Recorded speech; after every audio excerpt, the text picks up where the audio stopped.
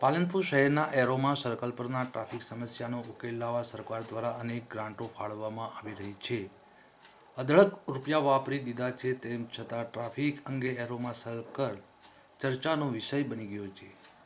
કઈ રીતે ટ્રાફિકની સમસ્યાનો ઉકેલ કરાય તે માટે પણ એન્જિનિયરોના અભિપ્રાય લીધા બાદ એરોમા સર્કલ તોડી દેવાયો અને આસપાસના સર્વિસ રોડ તેમજ સર્કિટ હાઉસનો પણ બગીચાનો ભાગ તોડી પાડ્યો છે.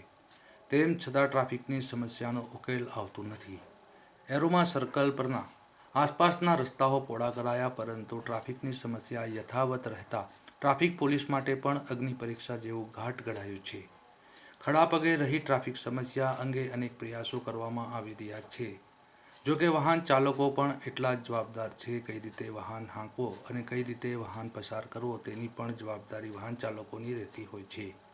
તેમ છતાં પણ વાહન ચાલકો આડેધડ વાહનો હંકારી દેતા હોવાથી તેમની ભૂલના ભોગે અન્ય વાહનો વચ્ચે અટકી જવાથી ટ્રાફિક જામ થવાની સમસ્યા બનતી હોય છે. પછી ટ્રાફિક અંગે પોલીસ ફરજ પરના પોલીસકર્મીના માથે ઠીકડો ફોડવામાં આવે તે યોગ્ય નથી. આજે મોડી સાંજે સતત ટ્રાફિક રહેવાથી ટ્રાફિક શહેર પીએસઆઈ તેમજ તેમના સ્ટાફ અને ટીઆરબી જવાનો ખડા પગે રહીને ટ્રાફિક નિયમનનું પાલન થાય તે અંગેની વ્યવસ્થા કરવામાં આવી હતી. કેટલાક વાહન ચાલકોના ભૂલથી પણ ટ્રાફિકની સમસ્યા રહેતી હોય છે.